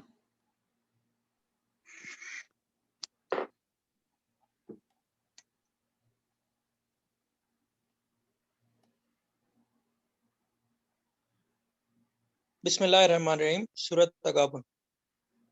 اللہ کے نام سے جو بے انتہا مہربان اور رحم فرمانے والا ہے۔ اللہ کی تسبیح کر رہی ہے ہر وہ چیز جو آسمانوں میں ہے اور وہ ہر چیز جو زمین میں ہے، اسی کی بادشاہی ہے اور اسی کے لیے تعریف ہے، اور وہ ہر چیز پر قادر ہے۔ قادر means ability to do anything. وہی ہے جس نے تم کو پیدا کیا، پھر تم میں سے کوئی کافر ہے اور کوئی مومن، اور اللہ وہ سب کچھ دیکھ رہا ہے جو تم کرتے ہو۔ اس نے زمین اور آسمانوں کو برحق پیدا کیا ہے، اور تمہاری صورت بنائی اور بڑی عمدہ بنائی، اور اسی کی طرف آخرکار تمہیں پلٹنا ہے۔ زمین اور آسمانوں کی ہر چیز کا اسے علم ہے، جو کچھ تم چھپاتے ہو اور جو کچھ تم ظاہر کرتے ہو، سب اس کو معلوم ہے، اور وہ دلوں کا حال تک جانتا ہے۔ کیا تمہیں ان لوگوں کی کوئی خبر نہیں پہنچی جنہوں نے اس سے پہلے کفر کیا اور پھر اپنی شامت اعمال کا مزہ چکھ لیا؟ شامت اعمال کا means consequences of evil dead, اور آگے ان کے لیے ایک دردناک عذاب ہے۔ اس انجام کے مستحق وہ ہے اس انجام کے مستحق وہ اس لیے ہوئے کہ اس کے پاس ان کے رسول کھلی کھلی دلیلیں اور نشانیاں لے کر آتے رہے، مگر انہوں نے کہا کیا انسان ہمیں ہدایت دیں گے؟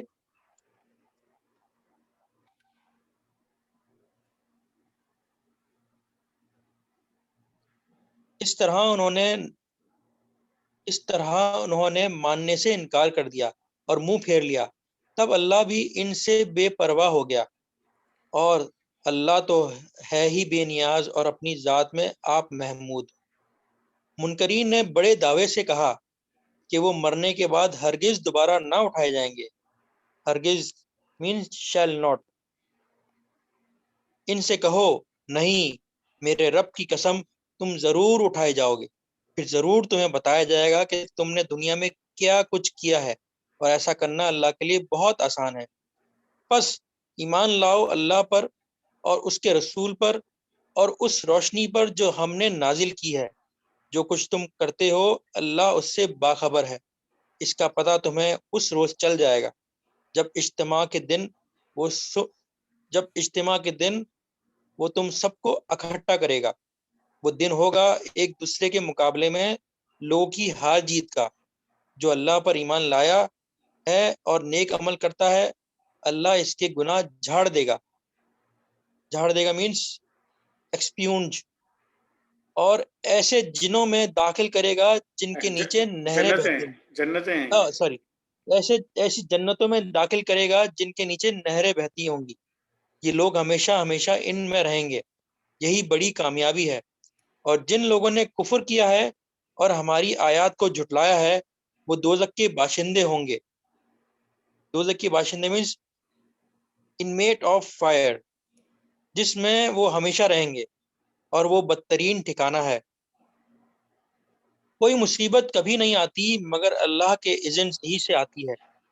جو شخص اللہ مصیبت مین مس فارچیون، اور اذن مینس پرمیشن۔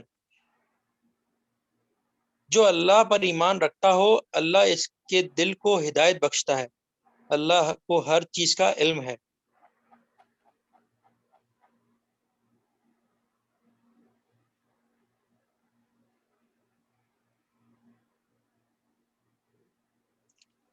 اللہ کی اطاعت کرو اور رسول صلی اللہ علیہ وسلم کی اطاعت کرو، لیکن اگر تم اطاعت سے منہ موڑتے ہو تو ہمارے رسول پر صاف صاف حق پہنچا دینے کے سوا کوئی ذمہ داری نہیں ہے۔ اللہ وہ ہے جس کے سوا کوئی خدا نہیں، لہذا ایمان لانے والوں کو اللہ ہی پر بھروسہ رکھنا چاہیے۔ اے لوگو جو ایمان لائے ہو، تمہاری بیویوں اور تمہاری اولاد میں سے بعض تمہارے دشمن ہیں، ان سے ہوشیار رہو، اور اگر تم عفو و درگزر سے کام لو، عفو و درگزر مینس forgive and overlook سے کام لو اور معاف کر دو تو اللہ غفور الرحیم ہے۔ غفور الرحیم means most forgiving most compassionate۔ اللہ تمہارے مال اور تمہاری اولاد تو ایک آزمائش ہے۔ آزمائش مینس ٹرائل، اور اللہ ہی ہے جس کے پاس بڑا اجر ہے۔ لہٰذا جہاں تک تمہارے بس میں ہو اللہ سے ڈرتے رہو اور سنو اور اطاعت کرو، اور اپنے مال خرچ کرو، یہ تمہارے ہی لیے بہتر ہے۔ جو اپنے دل کی تنگی سے محفوظ رہ گئے بس وہی فلاح پانے والے ہیں۔ دل کی تنگی مینس گریڈینس۔ اگر تم اللہ کو قرض حسن دو تو وہ تمہیں کئی گنا بڑھا کر دے گا اور تمہارے قصوروں سے درگزر فرمائے گا۔ اللہ بڑا قدردان اور بردبار ہے، حاضر اور غائب ہر چیز کو جانتا ہے، زبردست اور دانا ہے۔ جزاک اللہ خیر عالمگیر بھائی۔ اس کے بعد سورہ طلاق شروع ہوگی اور میں رضا بھائی سے درخواست کروں گا رضا بھائی پڑھنے کے لیے۔ جی بسم اللہ۔ اے نبی صلی اللہ علیہ وسلم، جب تم لوگ عورتوں کو طلاق دو تو انہیں ان کی عدت کے لیے طلاق دیا کرو، اور عدت کے زمانے کا ٹھیک ٹھیک شمار کرو، اور اللہ سے ڈرو جو تمہارا رب ہے۔ زمانہ عدت میں نہ تم انہیں ان کے گھروں سے نکالو اور نہ وہ خود نکلیں، الا یہ کہ وہ کسی صریح برائی کی مرتکب ہوں۔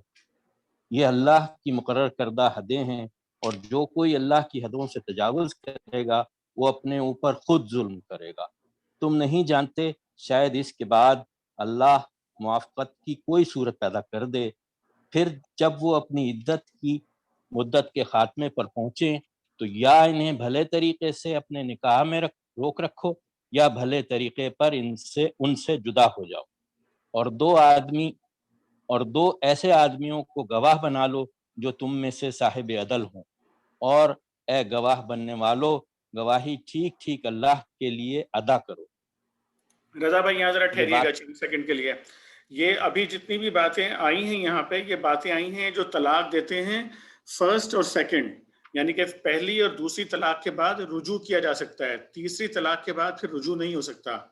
اور رجوع کرنے کے لیے یہ بتایا گیا کہ جب ایک دفعہ ایک بندے نے طلاق دے دی ہو تو میاں بیوی جو ہے، ضروری نہیں ہے کہ بیوی جو ہے اس گھر سے جو ہے، بلکہ یہ ریکمینڈڈ ہے کہ اسی گھر میں وہ عورت رک کے اپنی عدت مینز وہ جو پیریڈ ہے اس کا 3 طہور کا یا 3 ماہ کا جو تقریباً اراؤنڈ جو اس کا پیریڈ ہے وہ وہاں پہ وہ گزارے وہاں پر۔ اور اس کا طریقہ یہی ہوتا ہے کہ اگر پہلی طلاق کے بعد اگر وہ راضی نامہ ہو جاتا ہے تو ایک طرح سے وہ ایجاب و قبول ہوتا ہے 2 گواہوں کی موجودگی میں، اور سیکنڈ کے بعد بھی اسی طرح ہو سکتا ہے۔ اور اللہ تعالیٰ نے جو موافقت کی بات کی ہے، یہ زیادہ بہتر ہے کہ اگر دونوں ایک جگہ پہ رہیں گے تو ریکنسائل ہو سکتا ہے، لیکن اس دوران میں اگر وہ عورت وہاں پر عدت گزار رہی ہے تو ان دونوں کے درمیان میں تعلق قائم نہیں ہو سکتا، یہ جو ہے حرام ہوگا اس دوران تعلق قائم کرنا۔ جی رضا بھائی کنٹینیو کیجیے گا۔ یہ باتیں ہیں جن کی تم لوگوں کو نصیحت کی جاتی ہے، ہر اس شخص کو جو اللہ اور آخرت کے دن پر ایمان رکھتا ہو۔ جو کوئی اللہ سے ڈرتے ہوئے کام کرے گا، اللہ اس کے لیے مشکلات سے نکلنے کا کوئی راستہ پیدا کر دے گا، اور اسے ایسے راستے سے رزق دے گا جدھر اس کا گمان بھی نہ جاتا ہو۔ جو اللہ پر بھروسہ کرے اس کے لیے وہ کافی ہے۔ اللہ اپنا کام پورا کر کے رہتا ہے۔ اللہ نے ہر چیز کے لیے ایک تقدیر مقرر کر رکھی ہے۔ اور تمہاری عورتوں میں سے جو حیض سے مایوس ہو چکی ہوں، ان کے معاملے میں اگر تم کو کوئی شک لاحق ہے تو تمہیں معلوم ہو کہ ان کی عدت 3 مہینے ہے، اور یہی حکم ان کا ہے جنہیں ابھی حیض نہ آیا۔ اور حاملہ عورتوں کی عدت کی حد یہ ہے کہ ان کا وضع حمل ہو جائے۔ جو شخص اللہ سے ڈرے اس کے معاملے میں وہ سہولت پیدا کر دیتا ہے۔ یہ اللہ کا حکم ہے جو اس نے تمہاری طرف نازل کیا ہے۔ جو اللہ سے ڈرے گا اللہ اس کی برائیوں کو اس سے دور کر دے گا اور اس کو بڑا اجر دے گا۔ ان کو زمانہ عدت میں اسی جگہ رکھو جہاں تم رہتے ہو، جیسی کچھ بھی جگہ تمہیں میسر ہو، اور انہیں تنگ کرنے کے لیے ان کو نہ ستاؤ۔ اور اگر وہ حاملہ ہوں تو ان پر اس وقت تک خرچ کرتے رہو جب تک ان کا وضع حمل نہ ہو جائے۔ پھر اگر وہ تمہارے لیے بچے کو دودھ پلائیں تو ان کی اجرت انہیں دے دو، اور بھلے طریقے سے اجرت کا معاملہ باہمی گفت و شنید سے طے کر لو۔ لیکن اگر تم نے اجرت طے کرنے میں ایک دوسرے کو تنگ کیا تو بچے کو کوئی اور عورت دودھ پلا لے گی۔ خوشحال آدمی اپنی خوشحالی کے مطابق نفقہ دے، اور جس کو رزق کم دیا گیا ہو وہ اسی مال میں سے خرچ کرے جو اللہ نے اسے دیا ہے۔ اللہ نے جس کو جتنا کچھ دیا۔ رضا بھائی ٹھہریے گا۔ نفقہ کا مطلب ہوتا ہے لیونگ ایکسپینسز، یعنی کہ اس دوران میں جو بھی اس کے ایکسپینسز ہوں گے خاتون کے، تو وہ لیونگ ایکسپینسز جو ہے وہ مرد کو برداشت کرنے پڑیں گے اپنی حیثیت کے مطابق۔ جی کنٹینیو کیجیے۔ اللہ نے جس کو جتنا کچھ دیا ہے اس سے زیادہ کا وہ اسے مکلف نہیں کرتا۔ بعید نہیں کہ اللہ تنگ دستی کے بعد فراخ دستی بھی عطا فرما دے۔ کتنی ہی بستیاں ہیں جنہوں نے اپنے رب اور اس کے رسولوں کے حکم سے سرتابی کی تو ہم نے ان سے سخت محاسبہ کیا اور ان کو بری طرح سزا دی۔ انہوں نے اپنے کیے کا مزہ چکھ لیا اور ان کا انجام کار گھاٹا ہی گھاٹا ہے۔ اللہ نے آخرت میں ان کے لیے سخت عذاب مہیا کر رکھا ہے، بس اللہ سے ڈرو اے صاحب عقل لوگو جو ایمان لائے ہو۔ اللہ نے تمہاری طرف ایک نصیحت نازل کر دی ہے، ایک ایسا رسول صلی اللہ علیہ وسلم جو تم کو اللہ کی صاف صاف ہدایت دینے والی آیات سناتا ہے، تاکہ ایمان لانے والوں اور نیک عمل کرنے والوں کو تاریکیوں سے نکال کر روشنی میں لے آئے۔ اور جو کوئی اللہ پر ایمان لائے اور نیک عمل کرے، اللہ اسے ایسی جنتوں میں داخل کرے گا جن کے نیچے نہریں بہتی ہوں گی، یہ لوگ ان میں ہمیشہ ہمیشہ رہیں گے۔ اللہ نے اپنے ایسے شخص کے لیے بہترین رزق رکھا ہے۔ اللہ وہ ہے جس نے 7 آسمان بنائے اور زمین کی قسم سے بھی انہی کے مانند ان کے درمیان حکم نازل ہوتا رہتا ہے۔ یہ بات تمہیں اس لیے بتائی جا رہی ہے تاکہ تم جان لو کہ اللہ ہر چیز پر قدرت رکھتا ہے، اور یہ کہ اللہ کا علم ہر چیز پر محیط ہے۔ سورہ تحریم بھی پڑھیں گے انشاءاللہ، جزاک اللہ خیر رضا بھائی، لیکن اس سے پہلے جو آخری آیات پڑھی گئی ہیں تو ان آیات سے یہ بات معلوم ہوتی ہے کہ اللہ تعالیٰ نے صرف ایسا نہیں ہے کہ زندگی جو ہے ہماری اسی زمین پر بنائی ہے، بلکہ جس طرح اللہ تعالیٰ نے یہاں پہ بیان فرمایا کہ اور بھی زمین کی قسم کی اللہ بہتر جانتا ہے کہ کتنے ایسے سیارے موجود ہوں گے جہاں پر ہماری طرح کی یا ہم سے مختلف مخلوقات جو اللہ تعالیٰ نے بنائی ہیں اسی ایبلٹی کے ساتھ جو ہمیں دی اللہ تعالیٰ نے کہ نیک کو اختیار کرنا چاہیں تو نیک کو اختیار کریں اور بد کو اختیار کرنا چاہیں تو بد کو اختیار کریں۔ اللہ رب کریم نے جس طرح یہاں بیان فرمایا کہ زمین کی قسم کی اور بھی زمینیں اللہ تعالیٰ نے جو ہے وہ کہیں بنائی ہیں، اب وہ کہاں ہیں یہ اللہ بہتر جانتا ہے۔ اس کے بعد سورہ تحریم پڑھیں گے انشاءاللہ۔ میں سید ساجد حسین بھائی سے درخواست کروں گا پڑھنے کے لیے۔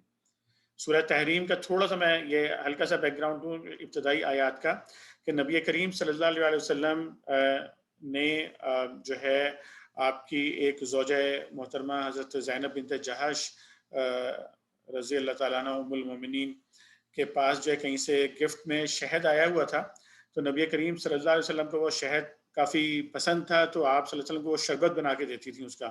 جب آپ ایوننگ میں جو ہے چکر لگاتے تھے تمام اپنی بیگمات کے گھروں کا، تو وہاں پر جو ہے چونکہ وہ زیادہ وہاں پر وقت لگ جاتا تھا اس میں شہد کا جو شربت وغیرہ پینے میں، تو دیگر جو ہے 2 امہات المومنین نے اس پر ایک طرح سے انہوں نے ایک پلان کیا، اور اس پلان کے مطابق انہوں نے نبی کریم صلی اللہ علیہ وسلم کو یہ اندازہ کروایا کہ آپ کا جو چیز پیتے ہیں تو اس سے جو ہے آپ کے جو ہے دہن مبارک سے جو ہے کچھ اسمیل جو ہے وہ محسوس ہوتی ہے۔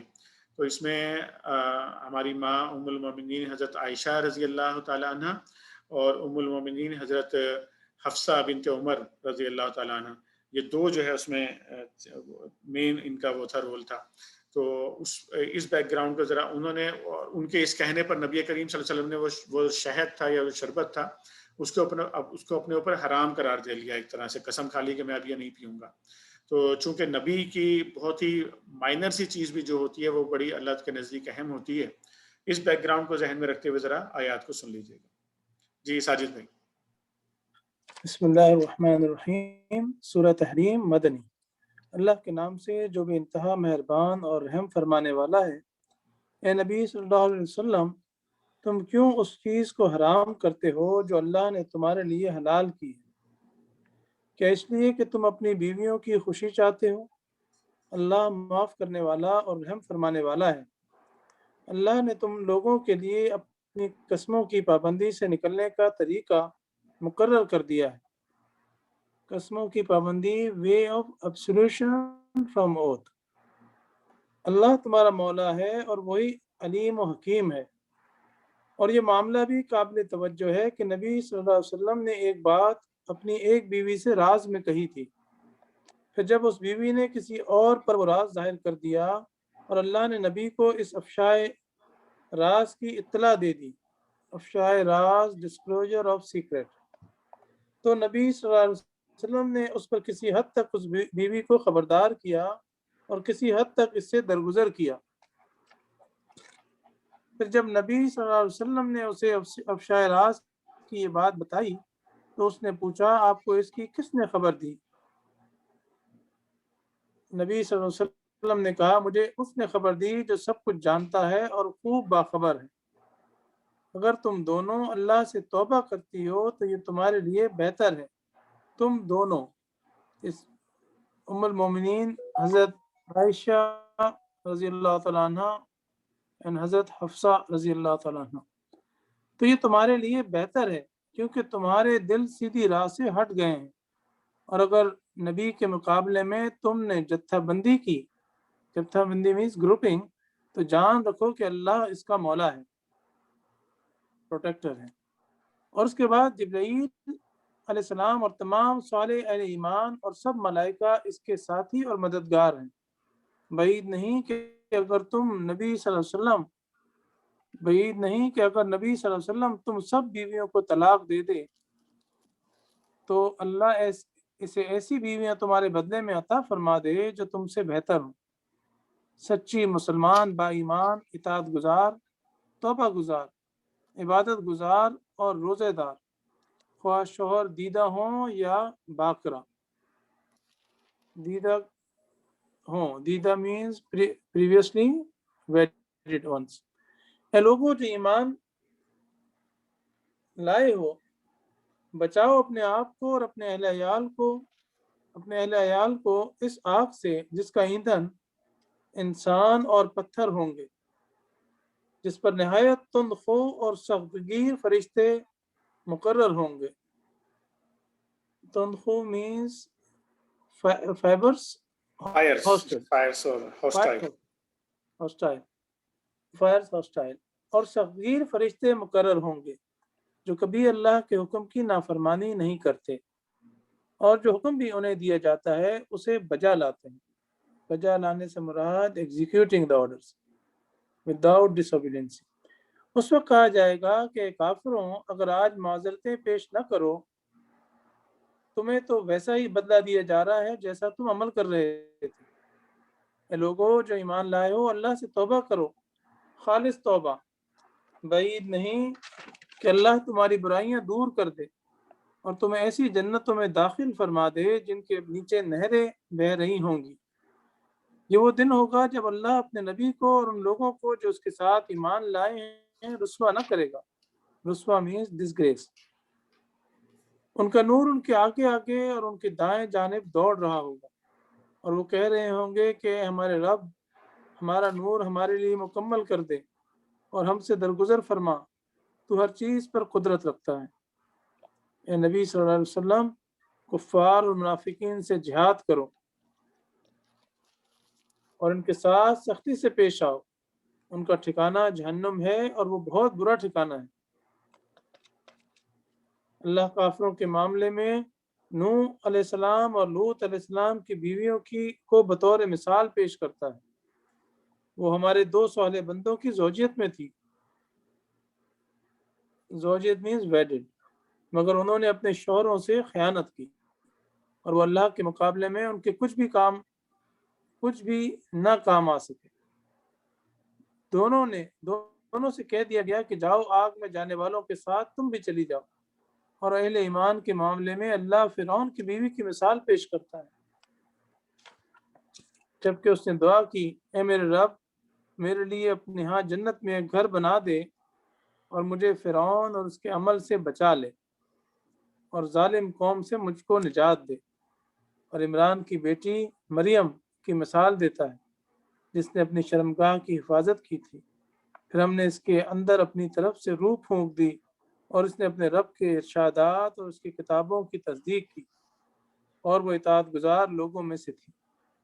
جزاک اللہ خیر ساجد بھائی، جزاک اللہ خیر. الحمدللہ اللہ کا احسان ہے کہ آج ہم نے یہ 28واں سپارہ اردو ترجمے کے ساتھ مکمل کر لیا ہے، اور یہیں پر انشاءاللہ نشست کو اختتام کریں گے دعا کے ساتھ.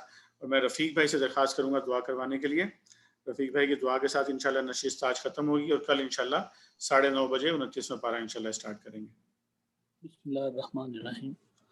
الحمدللہ رب العالمین الرحمن الرحیم مالک یوم الدین ایاک نعبد و ایاک نستعین اہدنا الصراط المستقیم صراط الذین انعمت علیہم غیر المغضوب علیہم ولا الضالین.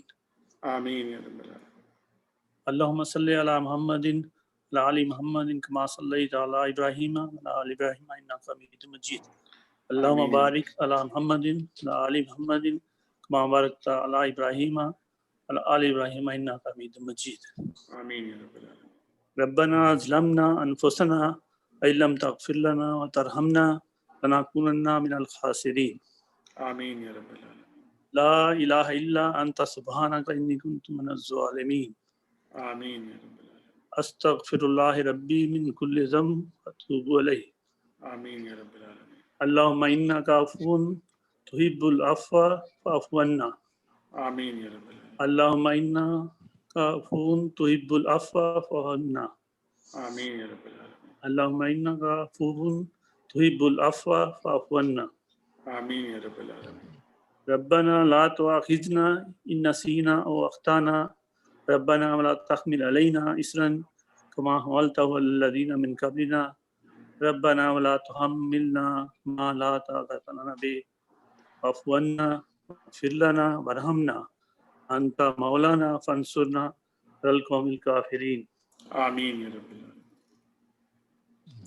ربي اجعلني مقيم الصلاة ومن ذريتي ربنا وتقبل دعاء ربنا اغفر لي ولوالدي وللمؤمنين يوم يقوم الحساب آمین یا رب العالمین. ربي ارحمهما ربياني صغيرا آمین یا رب العالمین. ربنا هب لنا من ازواجنا وذرياتنا قرة اعين واجعلنا للمتقين اماما آمین یا رب العالمین. ربنا تقبل منا صيامنا وقيامنا ودعانا انا وصالح ایماننا. آمین یا رب العالمین. یا اللہ پاک ہمیں قرآن کا فہم عطا فرما اور ہمیں قرآن سے جڑے رہنے کی توفیق عطا فرما. آمین یا رب العالمین. یا اللہ پاک ہمیں اپنی زندگیاں قرآنی احکامات کے مطابق بسر کرنے کی توفیق عطا فرما. آمین یا رب العالمین. یا اللہ پاک ہماری اولاد کو بھی قرآن سے جڑے رہنے کی توفیق عطا فرما. آمین. یا اللہ پاک جس طرح رمضان میں ہم نے قرآن پاک کی تلاوت اور ترجمہ اور اسے سمجھنے کی کوشش کی ہے، یا اللہ پاک ہمیں باقی سال کے باقی مہینوں میں بھی قرآن سے جڑے رہنے کی توفیق عطا فرما آمین اور ہمیں استقامت عطا فرما. آمین یا رب العالمین. یا اللہ قرآن کو ہمارے دل کا نور بنا دے. آمین یا رب العالمین. یا اللہ پاک ہمیں لیلۃ القدر نصیب فرما. آمین یا رب العالمین. یا اللہ ہمیں اپنے گناہوں کی توبہ کرنے کی توفیق عطا فرما. آمین یا رب العالمین. یا اللہ ہمیں توبہ تنسوخ کرنے کی توفیق عطا فرما. آمین یا رب العالمین. یا اللہ جو مسلمان ہمیں سے فوت ہو ہوئے ہیں، یا اللہ ان کو جنت الفردوس میں جگہ عطا فرما. آمین یا رب العالمین. یا اللہ جو بیمار ہیں ان کو شفاء کاملہ عطا فرما. آمین یا رب العالمین. اذل الباس رب الناس بشفی انت شافی لا شفاء الا شفاؤک شفاء لا یغادر سقما. آمین یا رب العالمین. یا اللہ پاک یہ جو وبا ہم پہ طاری ہے، یا اللہ سے نجات عطا فرما. آمین یا رب العالمین. یا اللہ جو اس میں مبتلا ہو چکے ہیں، یا اللہ پاک ان کو صحت کاملہ عاجلہ عطا فرما. آمین یا رب العالمین. یا اللہ جو ان سے فوت ہو چکے ہیں، یا اللہ اس کو جنت الفردوس میں جگہ عطا فرما. آمین یا رب العالمین. یا اللہ رزق حلال وافر مقدار میں عطا فرما. آمین یا رب العالمین. یا اللہ جو لوگ بے روزگار ہیں انہیں روزگار عطا فرما. آمین یا رب العالمین. یا اللہ رمضان میں جو ہم نے روزے رکھے ہیں، یا اللہ اس میں جو کمی بیشی ہو گئی ہے، یا اللہ درگزر فرما. آمین اور یا اللہ ہمارے روزوں کو قبولیت عطا فرما. آمین یا رب العالمین. یا اللہ پاک یہ جو قرآن کی تفسیر ہم پڑھ رہے ہیں، مولانا مودودی رحمہ اللہ کے درجات بلند فرما. انہوں نے امت کے لیے ایک آسان تفسیر، قابل فہم تفسیر عطا فرمائی ہے. اللہ تعالیٰ ان کو مزید اس کا اجر عطا فرما. آمین یا رب العالمین. اور ان کے درجات بلند فرما. آمین یا رب العالمین. صلی اللہ تعالیٰ علی رسول خیر خلق محمد و آلہ وصحبہ اجمعین برحمتک یا ارحم الراحمین. آمین.